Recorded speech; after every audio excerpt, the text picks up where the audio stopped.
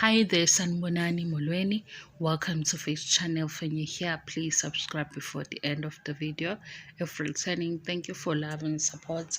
I appreciate you. Siyaxoxa izingane zesithembu kanye nothando nesithembu. Nalena-ke senisho ukuthi hayi fix wasixoxela inganekwane manje kwenze njani? Ngantshela nje guys ngathi nami mangiza lezi ndaba ey'phathelene nokuthwala kuhlele kuzwala ngathi inganekwane. Nanokuthi-ke sengibale kaningi ngasho ukuthi bonke engiseke bezwa bexoxa bathi le ndaba la eSouth Africa siza ngemuva ngolwazi kulaba-ke abenza izinto lezi zemithi noma ngabe yini. Abayazi kahle omakhelwane bethu. Cha kuthiwa-ke nje into enekhemi phakathi, into enomuthi nayo yonke imigilingane le ekuthiwa ifaka imali bayayazi. Mase kuthi-ke lento yokuthwala-ke nayo ngezwa kuthiwa ihlukene. Khona le dark esabisayo le yokuthi nje nami ngeke ngiyixoxe lento mhlawumbe ngathi ngixoxela into vele ningabisalala kahle ebusuku. Kube khona laba abashoyo ukuthi hhayi phela vele kudingeka ukuthi kube nomama abaningi or many girlfriends yabo. Kuxoxa abantu, mina sengisho kasi-44 manje ukuthi angeke ngize ngithi ngempela ubani. Noma ngabe-ke kuthiwa umuntu engimazile eduze ngoba abukho ubufakazi engingabuveza ngithi nayi inyanga ahamba kuyo or le nyanga ade expose ithi uphuma kuyo wamsiza kanje. Ngoba ngiyazi leyo nto, ngizwe ixoxa.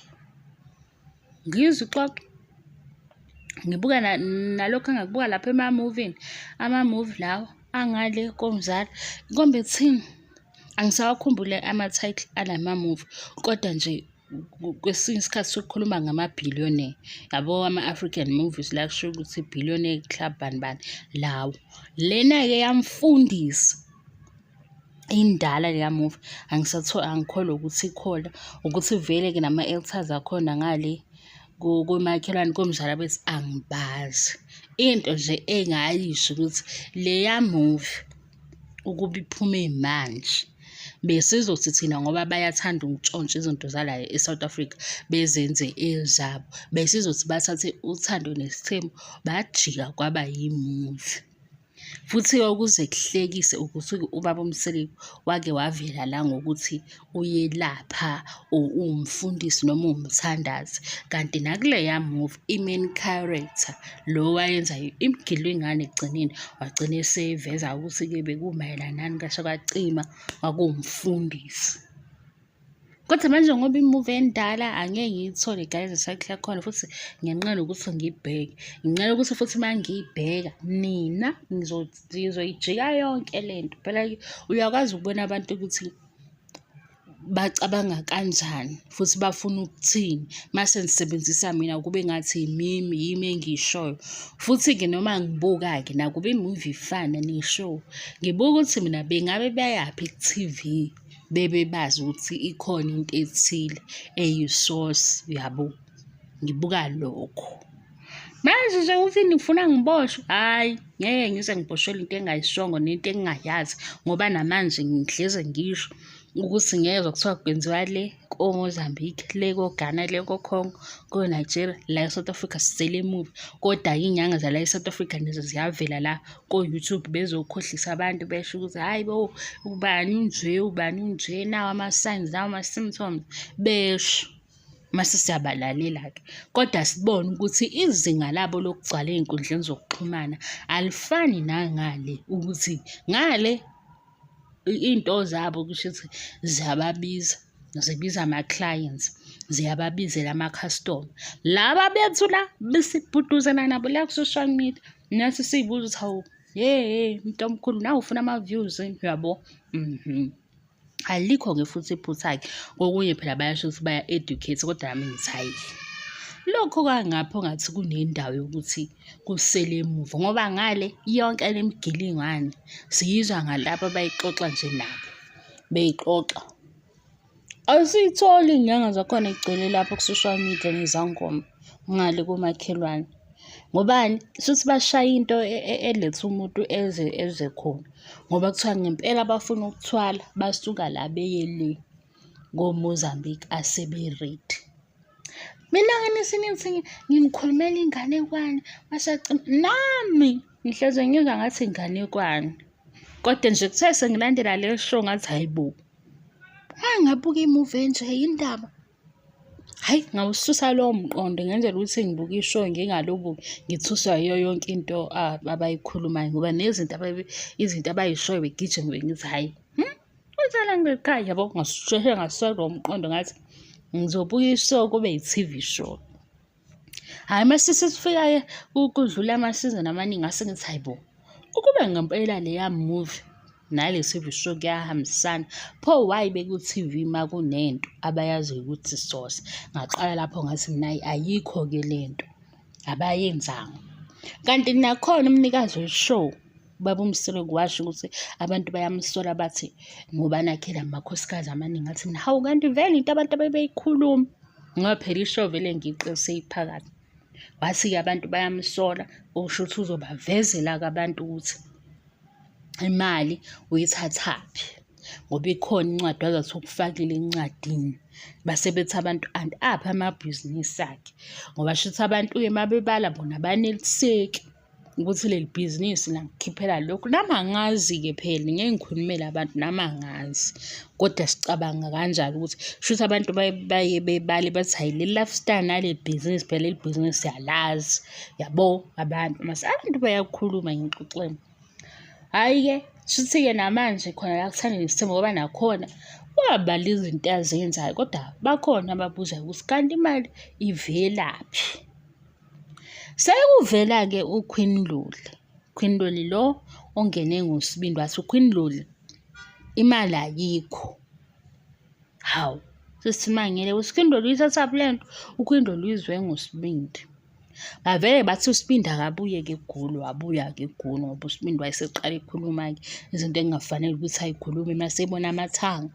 Sesanganiswa amathanga ngoba uQueen Luli washo nje wathi bengimphekela ngisho eThekwini, bengimphekela nezinto angazi bebengamfakeli ngani imali. Wakhuluma ngathi hayi bo, uSibindi usayingane uthathe iy'nkinga zakubo ey'xoxela umuntu azwana naye ngaleso sikhathi yabo. Kodwa-ke nina nifuna ukujika into niyenze ngami ngoba ngiyanibona njengoba nithi ngizoboshwa. Ngeke ngiboshwe ngedwa futhi angazi ngoba ngiboshelwe ukuthini ngoba angaze ngisho lutho. Kodwa nje mangathi kuvela indaba yokuboshwa mina ngilanda nina futhi-ke mina ku-social media ngiyakwazi ukuthola abantu ngilanda nina ngithi naba abasho lokhu. Yiko ngihleli ngithi la ku-comment section musani ukubhala izinto eningazazi. Nginikhuza kangaki ngithi ningayibhali izinto eningazazi. Ngifike ngisho mina ngithi kuthiwe banomngane oyinyanga seniyabhala ukuthi inyanga ubani. Angishongo ukuthi ubani lowo nyanga, kanti nitshani ngempela ngibhala.